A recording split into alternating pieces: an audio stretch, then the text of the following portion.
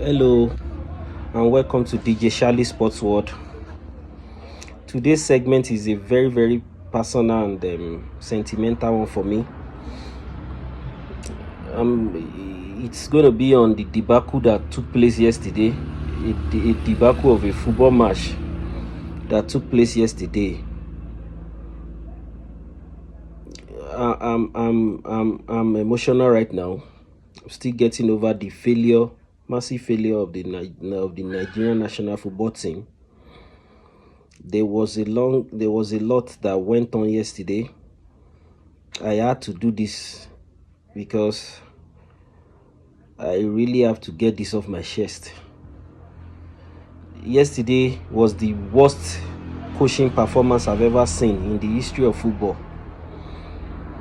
The Portuguese coaching Nigerian national football team, he basically set up the team to fail from the beginning. I saw the lineup and the way he was setting them up, and I decided that we didn't have any chance. We were playing a team that basically resurrected themselves in the group stage. Of course, the team we defeated earlier on in the group stage. We defeated them in the group stage 1-0. Sorry. And this team was a third place team that we're lucky to qualify based on being one of the best losers, basically. And of course, they are the host, which means they have all the home advantage to their behalf.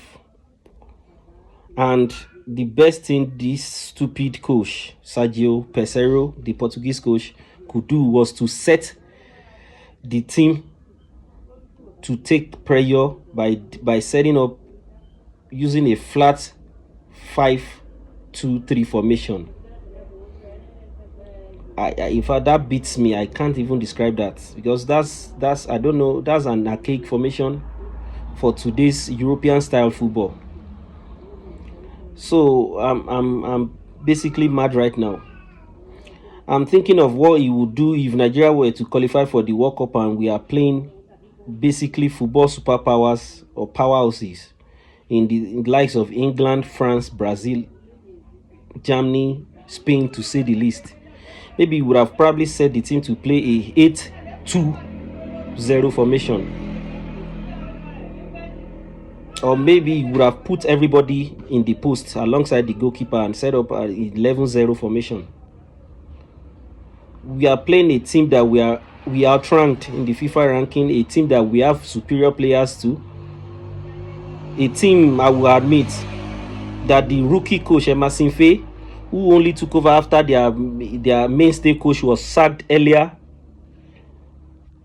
I mean, their main coach was sacked earlier for a pathetic showing that they were going through in the group stages, only managing to win one and losing 2 matches. And this assistant coach, Emerson Faye, he took charge of only 4 matches and he has won the Nations Cup already. And you can even see how pathetic that is for the Nigerian team. You have a veteran coach against the rookie coach. He was not even a full-time coach. Of course, he will get the job now. And you decided, and he outcoached you. I mean, even if he was to outcoach you 60 to 40%, I think that's still enough for Nigeria to win. He outcoached you at least 95-5.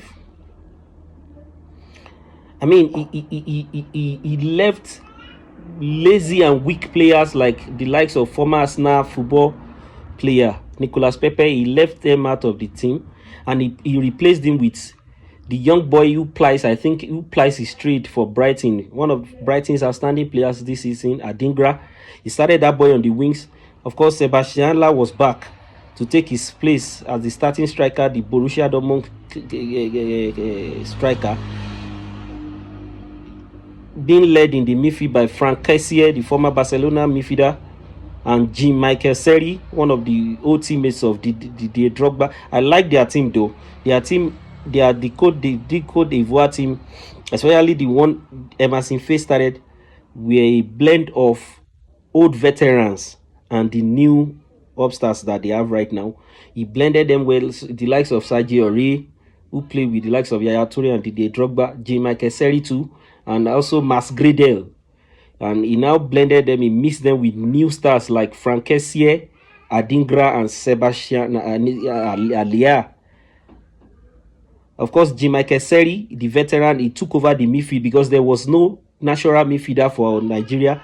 This guy started five central backs at the back. Even if you wanted to use a 5 at the back formation, what you do is you use 3 central backs and you put 2 flying wing backs. Of course, we don't have flying wing backs right now, so he gave them the initiative from the beginning. He handed over the initiative as if they didn't even have to take it from him. He handed it over to them,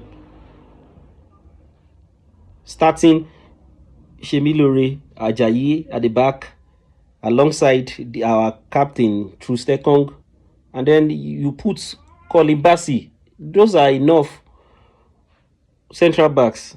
You now added online now another mixture of central back come right back, and they had Zaidu, the Porto defender that was woeful. He nearly committed a penalty. I was on my knees begging God for them not for VR not to change that decision to a penalty.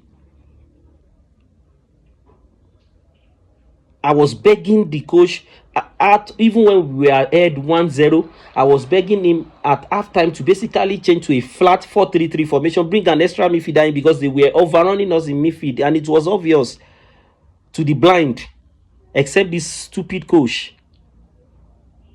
A 4-3-3 formation would have added another midfielder to the midfield and would have at least grabbed control.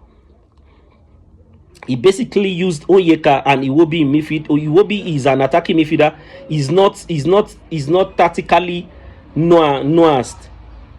His tactical nuance in playing central midfield is so little, and he stuck him alongside Onyeka as the only natural midfielder on the pitch for Nigeria. And Onyeka is not an expressive midfielder. He's just a 4. A defensive midfielder. He cannot even take the ball. He can't pass. He can't dictate play. Of course, we were missing Ndidi, who was injured for the tournament. Okay, I agree. But why can't he use probably a flat 4-3-3 formation? He would have added. My preference would have been to add Aribo to the midfield, so that there will be somebody who can link play between midfield and the front line. Okay, of course, he made a disastrous decision to start the lazy Chukwueze ahead of Simon Moses, who has been one of our best players all tournament long, who has been helping Olaina in defensive duties. Olaina was there, exposed. Adingra took his meal ticket, his lunch, his dinner, his breakfast. I'm sure he would have slept this last night thinking of Adingra. Woke up still thinking of Adingra. That boy ran him rugged. No help. And he was basically tired. Look at what he was doing 75 minutes into the match. He couldn't even, his legs were gone. Because nobody, Chukwueze was just, Chukwueze left him in the lodge, basically. Chukwueze, Simon have started 5 matches in the tournament. I don't understand leaving him out in the final. Okay, Osimhen was just up there himself, isolated. No clear chance, no clear-cut chance given to him. I'm not even sure he had a touch in the box setting throughout the entirety of the match. For somebody who is the current African Footballer of the Year, they turned him into a woeful striker who was just backing and making gestures all around the pitch, urging them to come forward, being frustrated. I mean, yes, there was a debacle. I'm so sad for Nigerian football right now.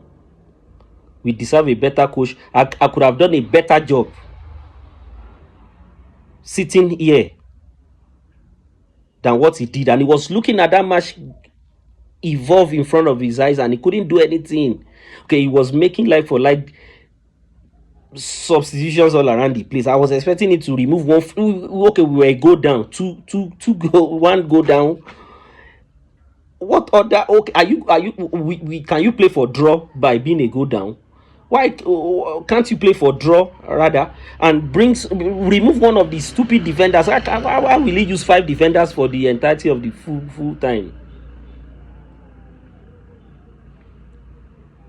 Remove one defender, change it to a back 4 and see what can happen. Bring that Murphy, bring him on alongside Osimhen. Let's see what can happen. Lump balls into the box. Maybe one of those big strikers, physical strikers that are good with their head, can just work out a miracle. He was making like for like changes. I mean, I was so mad. I couldn't sleep. The only solace I got last night was when my boy Patrick Mahomes, when he led the Kansas City Chiefs to the Super Bowl victory over the San Francisco 49ers yesterday. I just woke up in the midnight to watch the Super Bowl, and of course my boy he brought that home for me in the extra time, defeating the San Francisco 49ers 26-23, securing a last second touchdown throw to Miko Ladman, the estranged wide receiver that we traded for in the middle of the season. I mean, that's still a small solace. I was happy for Taylor Swift, Travis Kelce's girlfriend. Last night she brought her friends along to watch the Super Bowl. She came with the likes of Hugh Jackman, Ryan Reynolds, the owner of one of the League One Premier League club teams. He also came with some of her female friends. I think I saw Ice Spice with her and Ryan Reynolds' wife, the beautiful actress. I've forgotten her name now, but let me just leave that rant. Also, Arsenal won yesterday. I'm happy about that 6-0 victory over West Ham, but I'm sorry, I'm still not happy because of woeful performance. And oh my God, I'm so shocked. If we have lost that match with our guns blazing, playing our hearts out, playing a progressive style of football, not that backward 1940 style of football, I would have still be happy that at least we gave our best. But it just set them off to fail. I mean, this Cote d'Ivoire team, they are not powerhouse like Spain, but they had 65% of the possession. They had almost 20 shots, and we had just 4 or 5 shots that I can't even. We were lucky to score. Trustekon was lucky to score that goal, and that was all we had to show for it.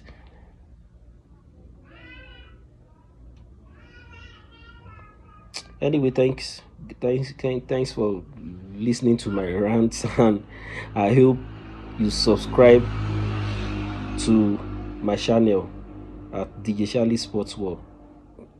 Thanks and God bless.